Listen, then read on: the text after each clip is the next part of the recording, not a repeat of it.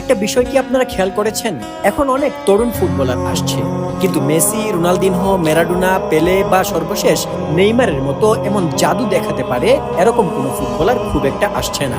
ধীরে ধীরে মনে হচ্ছে ফুটবল তার সৌন্দর্য হারাচ্ছে। এই কথা শুধু আমার নয়, বরং আর্জেন্টাইন কোচ লিওনেল স্কালোনিও কিন্তু এই ব্যাপারে একমত। স্কালোনি মনে করেন, আমরা ফুটবলের একক নৈপুণ্যের যে একটা আকর্ষণ ছিল, একটা সৌন্দর্য ছিল, মেসি, ম্যারাডোনা, পেলে, নেইমার, রোনালদিনহোরা যখন বল নিয়ে দৌড় দিতেন, একের পর এক ডিফেন্ডারদের নাকানি চুবানি খাইয়ে বল নিয়ে এগিয়ে যেতেন, এই জিনিসগুলো এখন আর নেই। এমনকি এখনকার বাচ্চাদের মধ্যেও এই জিনিসগুলো হারিয়ে যাচ্ছে। বাচ্চাদের থেকে এই জিনিসগুলো হারিয়ে যাচ্ছে কেন?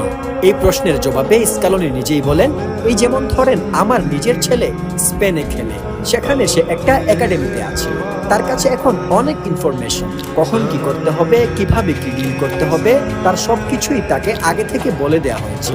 তাদের নিজেদের ভেতর থেকে কিছু করার তেমন কোনো ক্ষমতা নেই। স্পেনেও এমন কিছু খেলোয়াড় আছে যারা ভালো ড্রিবলিং জানে, কিন্তু তারা ড্রিবল করতে পারে না, কারণ তাদের কোচেরা তাদের আগে থেকেই বলে দেন বল পায়ে পাবার পরেই সুযোগ বুঝে পাস দিয়ে দিতে হবে।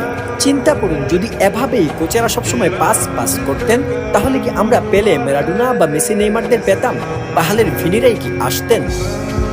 স্কালোনি যেমন বললেন, মনে করুন মেসির বয়স 8 বছর, এখন সে মাঠে যখন প্র্যাকটিস করতে আসছে, কোচ তাকে বলছে কোনো কারিগরি করা চলবে না, তুমি পাস দাও। তাহলে কি আমরা মাঠে যেই মেসিকে দেখি তাকে কি আর দেখতে পেতাম?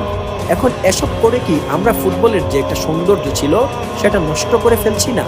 ফুটবল এখন একটা বিরাট গবেষণার বিষয় হয়ে যাচ্ছে।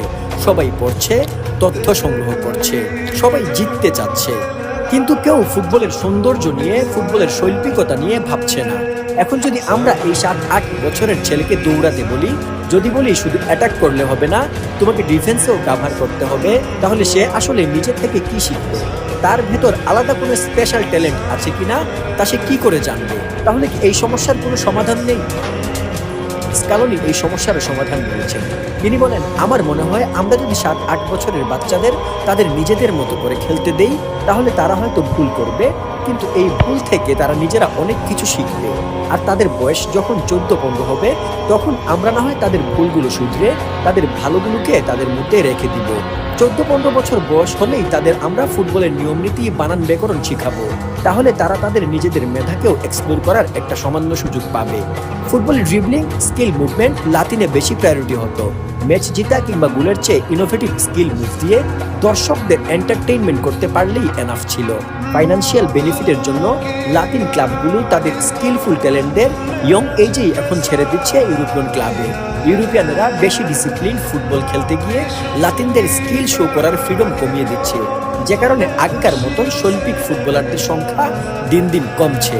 জিতাটা গুরুত্বপূর্ণ, কিন্তু সৌন্দর্য না থাকলে ভালোবাসাটাও সেভাবে গড়ে ওঠে না।